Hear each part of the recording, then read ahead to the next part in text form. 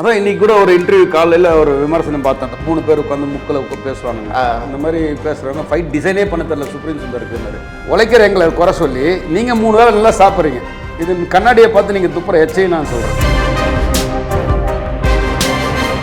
ஹாலிடேஸ்னாலே அது நம்ம ஜிடி ஹாலிடேஸ் தான், south India's number 1 travel brand. ஏன்னா இன்னமும் என்னால் அது அந்த இடத்துலேருந்து வெளியே வர முடியல என்னால். ஏன்னா எனக்கு ஒன்றும் ஆகாதுன்னு ஓகே தான். அந்த வண்டி ஃபயர் ஆகிருந்தால் 2 பேரையுமே நம்ம காப்பாற்றிருக்க முடியாது.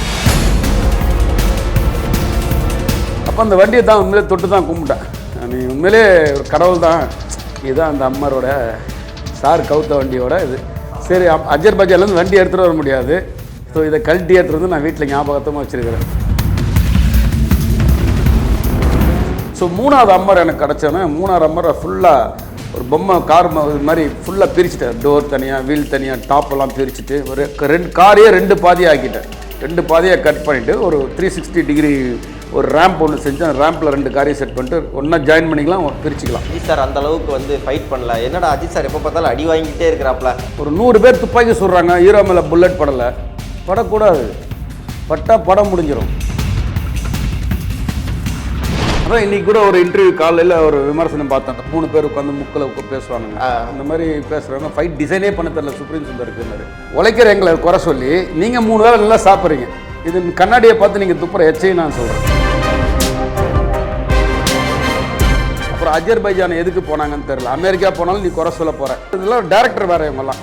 ஒரு காலத்தில் அவங்களும் ஒரு இயக்குனர்கள் எப்படி டிசைன் பண்ணியிருப்பாங்க. அப்போ அதனால தான் டிசைன் பண்ண தெரியாமல் எப்படி போயிட்டாங்களான்னு கூட தெரில எனக்கு. சில அறிவாளிகள்லாம் பதில் சொல்ல முடியாது, அதுக்காக சொல்ல வரேன். இப்போது புதிய அறிமுகம் ஆச்சி ஹோட்டல் சாம்பார் 50 கிராம் ரூபாய் 20 மட்டுமே. லைகா புரொடக்ஷன் சுபாஷ்கரன் வழங்கும் அஜித் த்ரிஷா நடிப்பில் விடாமுயற்சி இப்பொழுது உங்கள் அபிமான திரையரங்குகளில் வெற்றி நடை போடுகின்றது. இன்டர்வியூஸ் பார்க்க எல்லாருக்கும் வணக்கம். நான் ரஜராஜ் தேமன். ஸோ இன்னைக்கு நம்ம கூட யார் இருக்கா அப்படின்னா ஸ்டண்ட் சுப்ரீம் சுந்தர் மாஸ்டர் தான் இருக்கிறாப்ல. வணக்கம் மாஸ்டர். வணக்கம். எப்படி இருக்கிறீங்க சார்? ரொம்ப நல்லா இருக்கேன். இந்த இந்தியன் கிளிப்ஸ் நேயர்களுக்கு ரொம்ப மீண்டும் அவங்கள சந்திக்கிற வாய்ப்பு கொடுத்ததுக்கு ரொம்ப நன்றி. விடாமுயற்சி ரொம்ப நாள் எக்ஸ்பெக்ட் பண்ண ஒரு படம். அதாவது இப்போ வந்துடும், அப்போ வந்துடும், அப்போ வந்துடும், இப்போ வந்துருச்சு. மக்கள்லாம் கொண்டாடிக்கிட்டு இருக்கிறாங்க. அந்த ஃபேன்ஸ் ரெஸ்பான்ஸ் பார்க்கும்போது உங்களுக்கு எப்படி சார் இருக்குது? அதான் நீங்கள் விடாமுயற்சி விஸ்வரூப வெற்றின்னு நாங்கள் அந்த மாதிரி தான் எங்களுக்கு அந்த கதையை வந்து பார்த்தோன்னே எங்களுக்கு தோணுச்சு. ஒரு இங்கிலீஷ் படம் பிரேக் டவுனுக்கு தான் இந்த படத்தை வந்து சார் சூஸ் பண்ணாருன்னு சொல்லிட்டு மகிழ் சார் என்கிட்ட சொன்னார். படம் பார்த்தேன் நான். ஸோ அதில் வந்து ஃபர்ஸ்ட் ஹாஃப் கொஞ்சம் மாத்திரம் மாஸ்டர், செகண்ட் ஹாஃப் கிளைமேக்ஸ்க்கு அப்படியே மாற்றிடுறோம். கொஞ்சம் அதே மாதிரி இல்லாமல் கொஞ்சம் நான் பார்த்துக்கணுன்னாரு. ஸோ அதுக்கேற்ற மாதிரி தான் நீங்கள் பிரேக் டவுனில் அந்த கார் ஃபைட் இருக்காது, கிளைமேக்ஸ் ஃபைட்ஸ் இருக்காது. அதெல்லாம் நம்ம ஆட் பண்ணி புதுசாக ஒன்று பண்ணணும். அஜித் சாருக்கு எப்பயுமே நான் வந்து என்னோட முதல் படம் துணிவில் பண்ணும்போது அதை 360 ஃபைட் ஒன்று எடுத்திருப்பேன்.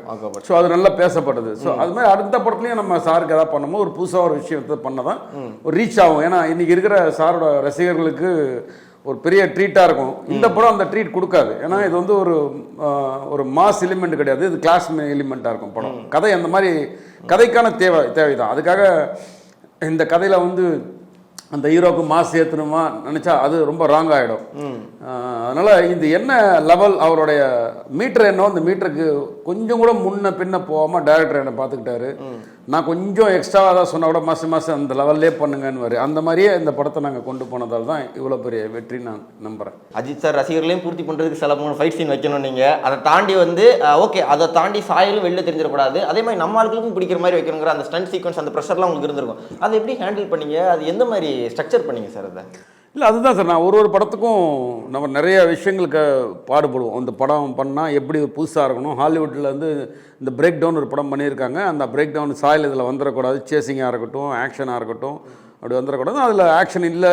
இதில் வந்து அது கிளைமேக்ஸும் ஹேண்ட் டு ஹேண்ட் ஃபைட் கிடையாது.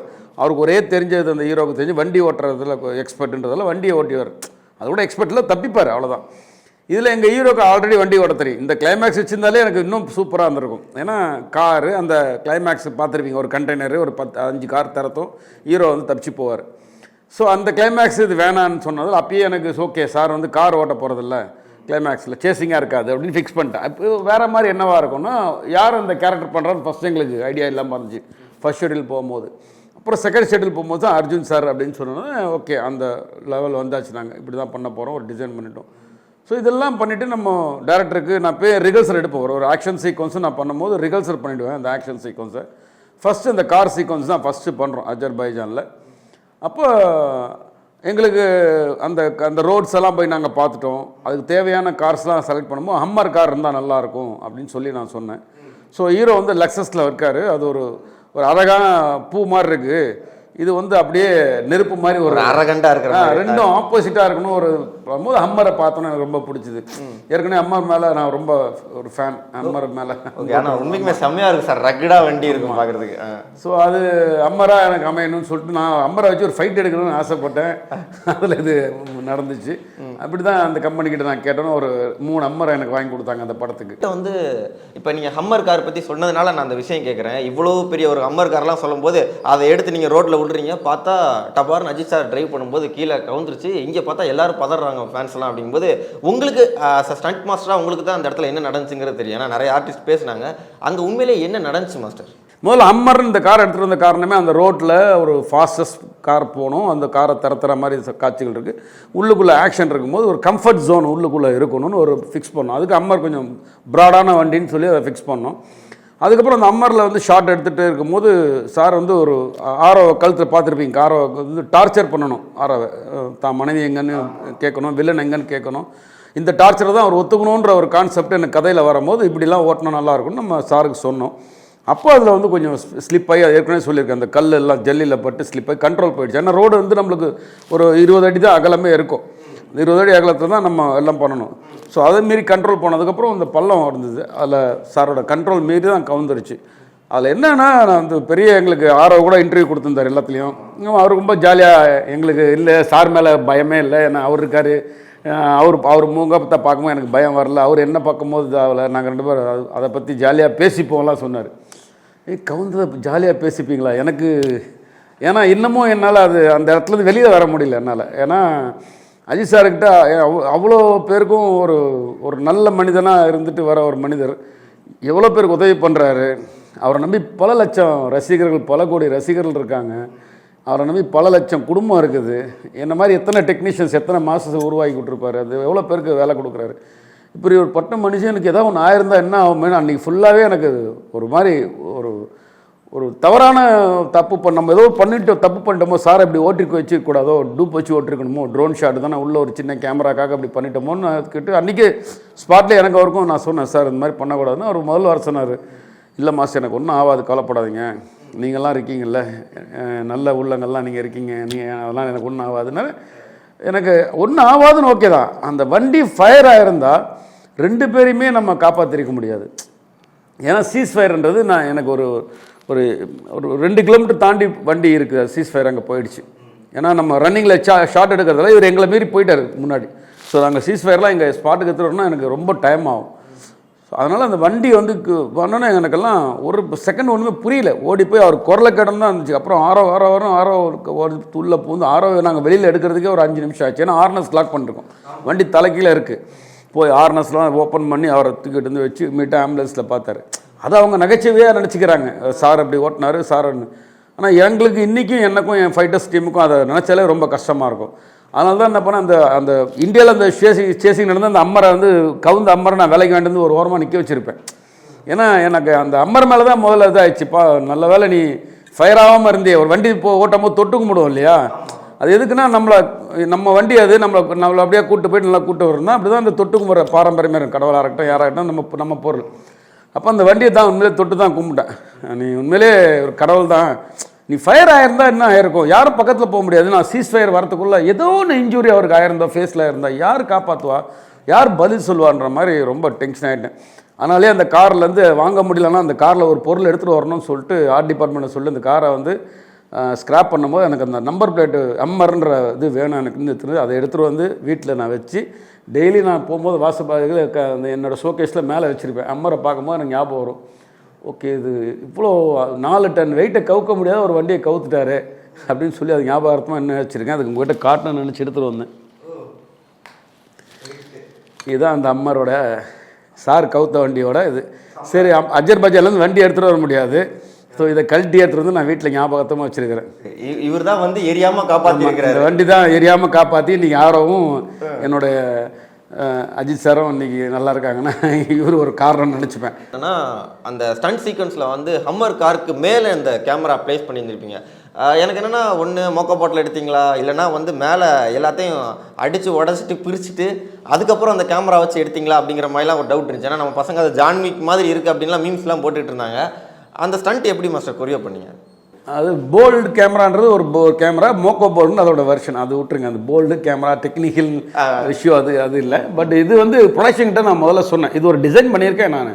எனக்கு வந்து கார் என்ன கார் செலக்ட் பண்ணுறோமோ அது 3 கார் வேணும்னு சொன்னேன் ஃபஸ்ட்டு. எனக்கு 1+1 சார் ஓட்டுற கார் ஒன்று வேணும், ஒரு ஆக்ஷனுக்கு தனியாக அந்த காரை டிசைன் பண்ண போகிறேன்னு சொன்னேன்.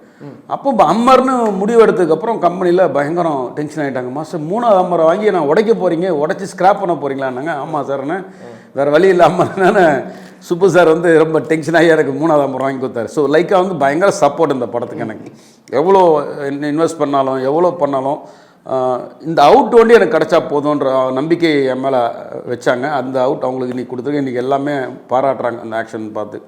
ஸோ 3வது அம்மர் எனக்கு கிடச்சோன்னா 3வது அம்மரை ஃபுல்லாக ஒரு பொம்மை கார் இது மாதிரி ஃபுல்லாக பிரிச்சுட்டேன். டோர் தனியாக, வீல் தனியாக, டாப்பெல்லாம் பிரிச்சுட்டு ஒரு 2 காரையே 2 பாதியாக ஆக்கிட்டேன். 2 பாதியாக கட் பண்ணிவிட்டு ஒரு 360 டிகிரி ஒரு ரேம்ப் ஒன்று செஞ்சு அந்த ரேம்பில் 2 காரையும் செட் பண்ணிட்டு ஒன்றா ஜாயின் பண்ணிக்கலாம், பிரிச்சுக்கலாம். ஹாலிவுட் தரத்துக்கு நம்மளும் உயர்ந்துட்டோன்றதுக்கு இந்த மாதிரி உதாரணங்கள்லாம் நாங்களும் முயற்சி பண்ணிகிட்டே இருக்கிறோம். அந்த ஃபைட் டிசைனிங்னு இருக்குல்ல, ஏன்னா இந்த படத்தில் மேக்ஸிமம் அஜித் சார் வந்து அந்தளவுக்கு அடிக்கிற மாதிரி இல்லை. ஏன்னா அஜித் சார் வந்து ஒரு காமன் மேன் அப்படிங்கிறதுனால பெருசாக ஃபைட் பண்ணுற மாதிரி இருக்காது. அர்ஜுன் சார் வந்து பயங்கரமாக ஒரு சைக்கோ கேரக்டர் மாதிரி இருப்பாப்புல, பயங்கரமாக இறங்கி அடிக்கிற மாதிரி இருக்கும். ஸோ அந்த ஃபைட் டிசைனிங் எப்படி இருந்துச்சு மாஸ்டர் இந்த படத்துக்கு? அதான் இன்னைக்கு கூட ஒரு இன்டர்வியூ காலையில் ஒரு விமர்சனம் பார்த்தேன். அந்த 3 பேர் உட்காந்து முக்கில் பேசுவானுங்க. அந்த மாதிரி பேசுகிறவங்க ஃபைட் டிசைனே பண்ண தெரியல சுப்ரீம் சுந்தருக்குன்னாரு. அந்த மாதிரி விமர்சனம் ஒரு விமர்சனம் பார்த்தேன். ரொம்ப ஒரு சில்லியாக இருக்குது. எனக்கு தெரியாமையா ஒரு ஆக்ஷன் டைரக்டராக வந்திருக்கும். உங்களை நான் இப்போ நான் சொல்லும் போது உங்களுக்கு எவ்வளோ கோவம் வருமோ இதே மாதிரி தான் எங்களை சொல்லும் போது எங்களுக்கு கஷ்டமாக இருக்கும். ஏன்னா உழைச்சிருக்கோம். சும்மா வந்து ஒரு ஃபைட் மாஸ்டரை என்ன வந்து அவங்க போட மாட்டாங்க. என்ன மாதிரி இருக்க நிறைய ஃபைட் மாஸ்டர்ஸ் யாரும் போட மாட்டாங்க. நாங்கள் கதையை உள்வாங்கிட்டு இந்த கதைக்கு ஹீரோக்குடைய ஒரு மீட்டர் இவ்வளோ தான். இவர் சாதாரண ஒரு குடும்பத்தை சார்ந்த ஒரு ஹீரோ. இவர் வந்து ஒரு சிபிசிஐடி கிடையாது. எப்படி போனாங்கன்னு ஒரு இன்டெலிஜென்ட்லாம் கண்டுபிடிச்சி அப்படியே வர்றது, கார் தடயத்தை அளவு எடுக்கிறது, இந்த வண்டி தானே அப்படியெல்லாம் பிரில்லியண்டாக பண்ணுறான படம் இல்லை. ஒருத்தர் காலைல கூட அவரும் அதே மாதிரி சொல்லியிருந்தார், பிரில்லியண்டாக ஒரு தேடுதல் இல்லைன்னு. அப்புறம் அஜர்பைஜான் எதுக்கு போனாங்கன்னு தெரியல. அமெரிக்கா போனாலும் நீ குறை சொல்ல போற, அதனால உனக்கு பதில் சொல்லவே முடியாது. நம்ம குறை சொல்லணும் ஃபிக்ஸ் ஆகி தான் நீங்கள் வரீங்க. நீங்கள் வந்து கண்ணாடியை பார்த்து துப்புற மாதிரி தான் பண்ணிட்டு இருக்கீங்க. ஒரு இண்டஸ்ட்ரியில் தப்பை சொல்கிறது தப்பு கிடையாது. ரிவ்யூ படம் பார்த்துட்டு தப்பு இதுன்னு சொல்கிறதுக்கு உங்களுக்கு உரிமை உண்டு. ஏன்னா நீங்கள் ஒரு நல்ல வளர்ச்சி தான், அதை நான் பார்த்து திருத்திப்பேன். எடுக்கவே தெரியாது ஒரு டேரக்டருக்கு, ஒன்றுமே தெரியாது இது எதுக்கு போனேன் அதுக்கு போனேன்னா, படத்தில் பாசிட்டிவ் வந்து ஒரு 10 இருக்குது, நெகட்டிவ் 3 தான் இருக்குது. அந்த 3 பிடிச்சிட்டு தொங்கிட்டு இருக்கீங்க. 10 பாசிட்டிவ் விஷயத்த சொல்லுங்க, அது யாரும் சொல்ல மாட்டீங்க. நெகட்டிவான விஷயத்தையே சொல்கிறாங்க. டிசைன் பண்ண தெரியாம அந்த ஃபைட் இவ்வளோ பேர் பாராட்டுறாங்க. சுப்ரீம் சுந்தருக்கு டிசைன் பண்ண தெரிலன்றாரு அவர், பாவம். அதனால அவருக்கு தெரில. வேணா வந்து என்கிட்ட வந்தாருன்னா நான் உடனே கற்றுக் கொடுக்குறேன், எப்படி டிசைன் பண்ணு கற்றுக் கொடுக்குறேன். ஒரு வாட்டி வந்தாருன்னா நான் சொல்லிக் கொடுப்பேன் அவருக்கு, இதான் டிசைன் பண்ணணும் சார். ஒரு ஸ்கிரிப்ட் இனியும் இதெல்லாம் டேரக்டர் வேறு. இவங்கெல்லாம் ஒரு காலத்தில் அவங்களும் ஒரு இயக்குனர்கள் எப்படி டிசைன் பண்ணியிருப்பாங்க. அப்போ அதனால தான் டிசைன் பண்ண தெரியாமல் எப்படி போயிட்டாங்களான்னு கூட தெரில எனக்கு. ஸோ அது ஒரு பக்கம் விட்டுருவோம். நீங்கள் கேட்ட கேள்வி, அந்த படத்துக்கு டிசைன் பண்ணால் இப்போ ஹீரோட மீட்டர் இவ்வளோ தான், இந்த மீட்டர் தாண்டக்கூடாது. அவர் வந்து எடுத்தோன்னே பெரிய எக்ஸ்பீரியன்ஸாக கையில் கத்தி வந்தால் சுற்றிட்டு அப்படி சுற்றி அடிக்கிறதோ, கன்னை புல்லட் அப்படியே மேக்ஸினை சேஞ்ச் பண்ணி டிமீட்டாக பண்ணி கன்னை டிஸ்பால் பண்ணிட்டு உடனே லாக் பண்ணி ஷூட் பண்ணுறதோ, அந்த மாதிரி சீன்லாம் இதில் இல்லை. ஒரு நார்மல் மனிதன் முதல்ல அடி வாங்குறான், தான் மனைவி எங்கன்னு தெரிஞ்சுக்கிறான், தான் மனைவி இருக்கிற இடம் இவங்ககிட்ட தான் கன்ஃபார்ம் பண்ணதுக்கப்புறம் ஒரு காரில் ஒரு சீக்வன்ஸ் ஃபஸ்ட்டு கோவம் வருது. அந்த இதுவும் ஒரு பேங்க்கில் ஒரு வெப்பன் எடுத்து வச்சுக்கிறாரு சேஃப்டிக்கு, அதை வச்சு தான் ஆரம்பிக்கிறாரு. ஸோ அப்படி போகிறது தான் அந்த காரில் என்னென்ன டூல் யூஸ் பண்ணலான்னு பண்ணியிருப்போம். சின்ன லைட்டரை கூட யூஸ் பண்ணியிருப்பேன். ஆமாம், அதெல்லாம் எனக்கு எடுக்க தெரியாம தான் நாங்கள்லாம் எடுக்கிறோம். சில அறிவாளிகள்லாம் பதில் சொல்ல முடியாது, அதுக்காக சொல்ல வரேன். அதனால் அந்த மாதிரி டூலில் எடுக்கணும். காரில் என்னென்ன வெப்பன்ஸ் இருக்குது அதை வச்சு நம்ம ஆக்ஷன் பண்ணணும். ஒரு 3வது அம்மர் கட்டணம் வாங்கி கொடுத்தாங்க. அதை ஒரு ரெடி பண்ணி ஒரு டாப் ஆங்கிள் ஷாட்ஸ்லாம் எப்படி யாரும் எடுக்க முடியாத ஒரு ஆங்கிளில் நம்ம பண்ணணும்னு பிளான் பண்ணணும். நானும் ஓம் சார்லாம் உட்காந்து ஒரு ஹோம்ஒர்க் பண்ணிட்டு இப்படி தான் சார் பண்ணணும், இப்படி ஒரு எக்யூப்மெண்ட் எடுத்துகிட்டு வரேன், இப்படி ஒரு செட்டப் இருக்கும், நம்ம மூமெண்ட்ஸ் இப்படி பண்ணி எடுக்கலாம்னு ஓம் சார் எனக்கு ரொம்ப ஹெல்ப் பண்ணார். ஸோ ஃபோட்டோகிராஃபியாக அவர் எனக்கு ரொம்ப பயங்கரம் ஹெல்ப். இந்த படம் வந்து ரொம்ப பெருமையாக இருக்குது பேச. ஒரு டிஏ ஒர்க்காக இருக்கட்டும், அப்புறம் எடிட்டிங் அவரோட ஒர்க்காக இருக்கட்டும், ஆர்ட் டிபார்ட்மெண்ட் மிலன் சார் என்னோட நண்பர் இறந்துட்டார், அவரோட ஒர்க்காக இருக்கட்டும், எல்லாமே இப்போ ரொம்ப அதாவது ரசித்து ஒர்க் பண்ண படம் இந்த விடாமுயற்சி. அஸ் அ டேரக்டராக உங்களை அப்ரோச் பண்ணும்போது நீங்கள் அந்த டயத்தில் யோசிச்சிங்களா, ரொம்ப ஆக்ஷனுக்கே கம்மியான இடங்கள் தான் இருக்குது இதில், இன்னொன்று அஜித் சார் நிறைய இடத்துல அடி வாங்குறாரு, சொல்லப்போனால் படத்தில் வர எல்லாருமே அஜித் சார் அடிச்சிட்டாங்க, முக்கால்வாசி பேர் அடிச்சிட்டாங்க, இதில் நம்ம என்ன இது நம்ம பண்ணோம்னா ஒரு மாதிரி இருக்குமே அப்படிங்கிற மாதிரி என்னைக்காச்சும் ஒரு தாட் வந்திருக்கா மாஸ்டர் உங்களுக்கு அந்த டயத்தில்? இல்லை எல்லாருக்கும் ஆசை இருக்கும், ஒரு மாஸ் படம் பண்ணணும், ஒரு ஆக்ஷன்னா பயங்கரமாக ஒரு எடுக்கணும், கார் பறக்கணும், அப்படி இப்படின்னு எடுக்கணும்னு, அது எல்லாருமே எடுத்துடலாம். இந்த மாதிரி படங்கள் பண்ணுறது தான் ரொம்ப சேலஞ்சிங்காக இருக்கும். நான் பண்ண வரதன் ஒரு படம் மலையாளத்தில் பண்ணேன். அந்த ஒரு படம் தான் என்ன மலையாளத்தில் ஒரு 80 படங்கள் மேலே பெரிய பெரிய படங்கள் பண்ணேன், நேஷனல் அவார்டு வாங்கிட்டேன் மலையாளத்தில் போயிட்டு. அப்படி ஒரு இதை கொடுத்துச்சு. ஒரு ஸ்கிரிப்டில் ஒரு ஆக்ஷன் இருந்தால் மட்டுமே அந்த ஸ்டென்ட் பேசப்படும். ஸ்கிரிப்டை மீறி நம்ம என்ன வேணால் நம்ம இமேஜினேஷனுக்கு ஒரு 10 பேர் பறக்கிறாங்க சார், அது சார் இது சார் சொல்லி என்ன வேணால் சொல்லலாம், ஒரு மாஸ் காட்டலாம் சார், ஆனால் அது செட் ஆகும். அந்த நேரத்தோடு அந்த ஃபைட்டுக்கு மறந்துடுவாங்க. நீங்கள் நான் சொல்கிற படங்கள் எல்லாமே பார்த்தீங்கன்னா திருப்பி சொல்லிக்கிட்டே இருக்கலாம், ஏன்னா டேரக்டரோட டச் இருக்கணும். எல்லா ஸ்டெண்ட் இயக்குனருக்கும் நான் நார்மல் ஃபைட் எடுத்துறேன். இந்த மாதிரி படங்கள் பண்ணும்போது தான் இது ஒரு சேலஞ்சாக இருக்கும் எங்களுக்கு. என்ன மாதிரி எந்த இடத்துல கொண்டு போகலாம், எப்படி பூஸ்ட் பம்ப் வர வைக்கலாம், எப்படி மீட்டரை கொண்டு போய் அப்படியே குத்துக்கிட்டே வரணும் ஆக்ஷன்ன்றது, இதுதான் ரொம்ப கஷ்டமான ஒரு சேலஞ்சாக இருக்குது. ஸோ அது எனக்கு ரொம்ப பிடிக்கும். அது நம்ம ஒன்று சொன்னால் ஒரு சார் ஒரு பெட்டர்மெண்ட்டாக ஒன்று சின்னதாக பண்ணுவார். அந்த காரை வந்து ஃப்ரண்ட்டில் இழுத்து தூக்கிட்டு வரும்போது கண்ணாடி சைடு மிரரில் இழுத்து விடும்போது சைடு மிரரில் இடிச்சுட்டு வருவார், இல்லை காருக்குள்ளே கூட்டு வருமா, அந்த மாதிரியா இருக்கட்டும், அந்த டேபிளில் கீழே விழுறதா இருக்கட்டும், எல்லாம் இந்த ரோல் ஃபஸ்ட்டு அர்ஜுன் சார் அடிச்சோன்னு மேலே ரோல் பண்ணி வந்து டூப் இல்லாமல் பண்ணார். அதெல்லாம் அவ்வளோ மேலே டேபிள்லேருந்து உருண்டு வந்து தரல. ஆமாம், பெட்டு போட்டிருப்போம், பட் செய்யணும் இல்லை. இன்னைக்கு இவ்வளோ பெரிய ஆர்டிஸ்ட் செய்கிறது எவ்வளோ பெரிய விஷயம். சாதாரணமாக டூப் போட்டு எடுத்துங்கன்னு சொல்லி 5 நிமிஷம் ஆகாதானா அவர் விடமாட்டார். அது ஏற்கனவே நான் இன்டர்வியூ சொல்லியிருக்கேன். டூப்புக்கும் மனிதன் தானே மாசம், அவருக்கும் வலிக்கல. அவர் என்ன செய்கிறாரோ அதை நான் பண்ணுறேன், என்னால் முடியலன்னா பண்ணுங்கன்னு ஆனால் பண்ணிவிடுவார். அது ஒரு முறை எத்தனை வேலை போனாலும் சரி பர்ஃபெக்ஷன் வராமல் விட மாட்டார். மாஸ்டர், எனக்கு என்னென்னா விடாமுயற்சி ரிலீஸ் ஆனதுக்கு அப்புறமா வந்து சில நெகட்டிவ் கமெண்ட்ஸ், மேபி வந்து அஜித் சார் அந்த அளவுக்கு வந்து ஃபைட் பண்ணல, என்னடா அஜித் சார் எப்போ பார்த்தாலும் அடி வாங்கிட்டே இருக்கிறாப்ல அப்படிலாம் சொல்லும்போது இந்த ஒரு ரிவ்யூ, இந்த ஒரு நெகட்டிவிட்டிலாம் வெளியில் வருதுல்ல மாஸ்டர், அதை எப்படி பார்க்குறீங்க மாஸ்டர் நீங்கள்? சார் ஒரே ஒன்று தான் சார். நீங்கள் கதையில் நான் ஏற்கனவே ஒரு இது கூட சொன்னாங்க, ஒரு 100 பேர் துப்பாக்கி சொல்கிறாங்க, ஹீரோ மேலே புல்லட் படக்கூடாது, பட்டால் படம் முடிஞ்சிடும். அரை மணி நேரத்தில் படம் டிக்கெட் கொடுத்து உங்களுக்கு வெளில அனுப்ப முடியுமா? ஒரு கதை இருக்கு இல்லையா? என்ன ஆனிஸ் இவங்க புகழ்கிற எல்லா ஹாலிவுட் படமாக இருக்கட்டும் எல்லாத்தையும் என்கிட்ட பேசுகிறவங்க, நான் அதில் குறை சொல்லிட்டே இருப்பேன். குறைய வண்டியே சொல்லக்கூடாது, நிறைய வண்டி சொல்லணும். அதனால் இந்த படத்தில் இருக்குது. இந்த ஹைவேஸில் ஏன் ஒரே போலீஸ் தான் இருப்போனா, அதை வச்சு தான் திருடுறான், அதான் பிளானிங். இது வந்து அந்த நாடோட பேரை கெடுக்குது. எந்த ஒரு அதாவது ஏதாவது சொல்லணுன்னே சொல்லிட்டு இருக்கிறது. இது கதை, இந்த மாதிரி கதை இந்த டெரெயினில் ஒரு லாங் ஸ்ட்ரெச்சு, ஒரு 50-100 கிலோமீட்டருக்கு எந்த ஆள் நடமாட்டமே இருக்க இடத்துல ஒரு ராபரி பண்ணால் ஈஸி. எந்த ஒரு சிசிடிவி புட்டை கிடையாது, டிராஃபிக் கிடையாது, போலீஸ் வராது, டைலாக்கே சொல்லியிருக்கோம். ஒரே அந்த ஊர் அதுதான், அவங்க டைலாக் சொல்கிறாங்க. இந்த ஊரில் ஒரு சின்ன பேங்க்கு, அந்த கிணத்தை நம்பி வாழ்கிற ஒரு சின்ன கிராமம். அப்படின்னும் போது இந்த பேங்க்கில் 2 பேர் 3 பேர் தான் இருப்பான். நம்ம ஐசிசி பேங்க் மாம்பழத்தில் இருக்கிற பேங்க்கில் வைக்கிறோம் ஷார்ட்டு, ஒரு 100-200 பேர் வந்து போயிட்டு இருப்பாங்கன்ட்டு. அதை கூட திங்க் பண்ண முடியாமல் ஒரு பேசணுன்றக்க பேசுகிறது. இதெல்லாம் ஸ்கிரிப்டில் என்ன இருக்கோ அதுதான் டேரக்டர் உழைப்பார். இவ்வளோ செலவு பண்ண லைக்கா அந்த பேங்கை பெருசாக போட்டு கொடுத்து ஒரு 150 பேர் உள்ளே வைக்க தெரியாது உங்களுக்கு. ஒரு டேரக்டர் சொல்கிறத அவங்க செய்வாங்க. இதை கூட திங்க் பண்ண தெரியாமல் பேசுகிறது, இதை குறை சொல்லணுன்னே சொல்லிட்டு இருக்கிறது. சினிமாவை குறை சொல்லியே வாழக்கூடாது. எங்களை குறை சொல்லி நீங்கள் சாப்பிட்றீங்க பாருங்கள், அதுதான் ஹைலைட்டு. எங்க உழைக்கிற எங்களை குறை சொல்லி நீங்கள் 3 வேளை நல்லா சாப்பிட்றீங்க. இது கண்ணாடியை பார்த்து நீங்கள் துப்புற எச்சையும் நான் சொல்கிறேன், தப்பாக இருக்குது. இந்த சினிமா நல்லா இருந்தால் தான் நீங்கள் நல்லா இருக்க முடியும். அதனால் தயவுசெய்து குறைகளை சொல்லுங்கள், நிறைகளையும் சொல்லுங்கள். நிறைகளை சொல்ல மாட்டீங்க, குறையோடு முடிச்சிடுறீங்க. எவ்வளோ பெரிய உழைப்பு அதில் இருக்குதுன்னு யாருமே பார்க்க மாட்டீங்க. சொல்லுங்கள், குறை சொல்லுங்கள், அது நிறைய எங்களையும் சொல்லுங்கள். இது பண்ணியிருக்காரு, வாழ்த்துக்கள், சூப்பர்னு சொல்லுங்கள், நல்ல விஷயம் தானே அது. அதை விட்டுடுறாங்க அதை. அதனால் அதெல்லாம் தான் ரொம்ப கஷ்டமாக இருக்குது. இவ்வளோ உழைச்சிருக்கோம், எவ்வளோ பனிகள், எவ்வளோ காற்றுல, எவ்வளோ அந்த வெதரில் நாங்கள் கஷ்டப்பட்டுருப்போம். சம்மர்னு போனோம், வின்டர் ஆச்சு, பனிகாலம் ஆரம்பிச்சு, குத்தும் உடம்பு. காலையில் 5 மணி 6 மணிக்கு ஸ்பாட்டில் போய் நின்னா 50-60 மீட்டர் ஸ்பீடில் காற்று அடிக்கும், கிலோமீட்டர் ஸ்பீடில். மனுஷன் நிற்க முடியாது, ஆடுவோம். அதெல்லாம் நீங்கள் அந்த மேக்கிங் வீடியோவில் பார்த்துருப்பீங்க. எல்லாம் அவ்வளோ குளிரில் இருப்போம். ஏன்னா வெயிலில் ஒர்க் பண்ணுற ஷர்ட்டை போட்டு ஃபஸ்ட்டு ஷூட் எடுத்தாச்சு. அதுக்கப்புறம் வெதர் மாற மாற அவங்க போடுறதுலாம் நார்மல் காட்டன், அந்த மாதிரி சின்ன ஜாக்கெட்டுன்னு போட்டோம்.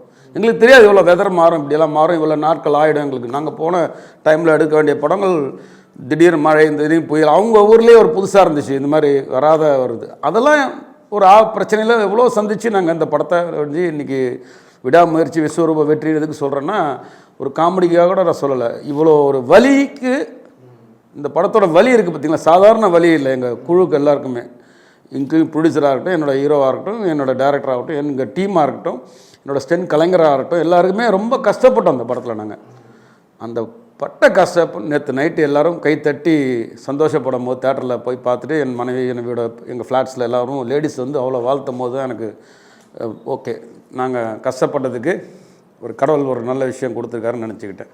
கண்டிப்பாக மாஸ்டர் படம் அதான் சொல்கிறேன், மக்கள் கொண்டாட ஆரம்பிச்சிட்டாங்க. சொல்லப்போனால் அந்த ரிவ்யூங்கிறது வந்து அந்த கன்ஸ்ட்ரக்டிவ் கிரிட்டிசிசம்னு சொல்லுவாங்க. கரெக்டான ஒரு விஷயத்தை நீங்கள் சொல்லுங்கள் மாற்றிக்கிற மாதிரி, அதை அடித்து காலி பண்ணுங்கிற மாதிரி சொல்லாதீங்க. இது வந்து நிறைய படத்துக்கு இப்போ ரீசெண்டாக நடந்துகிட்டு இருக்கு. அதை பண்ணி அவங்க சம்பாதிச்சு அவங்க பேர் வாங்கிக்கிறாங்களே தவிர அந்த படத்துக்கு பின்னாடி எவ்வளோ ஒரு உழைப்பு இருக்குங்கிறது யாரும் பார்க்க மாட்டேங்கிறாங்க. ஸோ அதை வந்து அவங்க கொஞ்சம் மாற்றிக்கிட்டா இன்னும் நல்லாயிருக்கும் அப்படிங்கிறது தான். இல்லை, அது நான் உண்மையிலே அவங்களுக்கு வந்து ஒரு திருப்பியும் ஒரு தப்பாக கோபமாக பேசினா கூட மன்னிச்சுக்க கூட நான் கேட்டுப்பேன், தப்பு கிடையாது. ஏன்னா அஜித் சார் அந்த படத்தில் சொன்ன மாதிரி தான், மன்னிப்பு கேட்குறது தப்பே கிடையாது. அதனால அவரே கேட்டிருப்பார். அதனால் அவன் தப்பு பண்ணால் கூட மன்னிப்பு நம்ம கேட்டுடலாம். அந்த மன்னிப்பு கேட்டு நீ திருந்தோம், நீ திருந்தாமல் திருப்பி இருந்தால் கண்டிப்பாக ஒரு நாள் உனக்கு ஆண்டவன் ஒரு கெட்ட முடிவை கொடுப்பார். அதான் அந்த படத்தில். அதே மாதிரி எல்லாருக்கும் சொல்லிடுறேன், நீங்கள் சொல்கிறது தப்பு கிடையாது, விமர்சனம் பண்ணுறது தப்பே கிடையாது. நல்ல விஷயத்தை எங்களுக்கு பண்ணவங்கள பாராட்டுங்க. கெட்டது 2 தான் இருக்கும், 8 நல்லது இருக்கும் இந்த படத்தில். அதை பாராட்டாமல் 2ஏ பிடிச்சி இழுத்து முடிச்சிருவீங்க. அதனால் என்ன லாபம்? ஒரு ப்ரொடியூசர் லாஸ் ஆகிறதால ஏதாவது லாபம் இருக்குதா? ஒரு இத்தனை பேர் டெக்னீஷியன் உழைப்போ ஒரு படம் வேஸ்ட் ஆகிறதா உங்களுக்கு எதாவது இருக்கா? ஒன்றுமே கிடையாது. அதனால் இது ஒரு ட்ரெண்டாக எடுத்துகிட்டு போயிட்டுருக்கீங்க. ரொம்ப தவறான சினிமா பாதையை நான் பார்க்குறேன். இது வந்து ஆரோக்கியமான சினிமா பாதை இல்லை. ஒரு நல்ல விஷயத்தை கொண்டு போங்க. நீங்கள்லாம் மூத்தவர்கள், நிறைய படங்களை பார்த்துருப்பீங்க, நிறைய ஒர்க் பண்ணியிருப்பீங்க, நிறைய பேரை பார்த்துருப்பீங்க. அடுத்த ஜென்ரேஷன்லாம் வரும்போது பயமாக ஆகிடுது சினிமாக்குள்ளே வரவங்களே. இப்போ ஒரு ப்ரொடியூசர் வராருனாலே பயப்படுறாங்க எல்லாம். ஸோ இந்த மாதிரி எல்லாம் கான்ட்ரவர்சியாக பேசிடாதீங்க. நல்லா வரவங்களுக்கு வாய்ப்பு கொடுங்க, நல்ல விஷயத்த சொல்லிக் கொடுங்க எல்லாருக்கும். ஹாலிடேஸ்னாலே அது நம்ம GT ஹாலிடேஸ் தான், சவுத் இந்தியாஸ் #1 டிராவல் பிராண்ட். இப்போது புதிய அறிமுகம் ஆச்சி ஹோட்டல் சாம்பார் 50 கிராம் ரூபாய் 20 மட்டுமே. லைகா புரொடக்ஷன் சுபாஷ்கரன் வழங்கும் அஜித் த்ரிஷா நடிப்பில் விடாமுயற்சி இப்பொழுது உங்கள் அபிமான திரையரங்குகளில் வெற்றி நடை போடுகின்றது.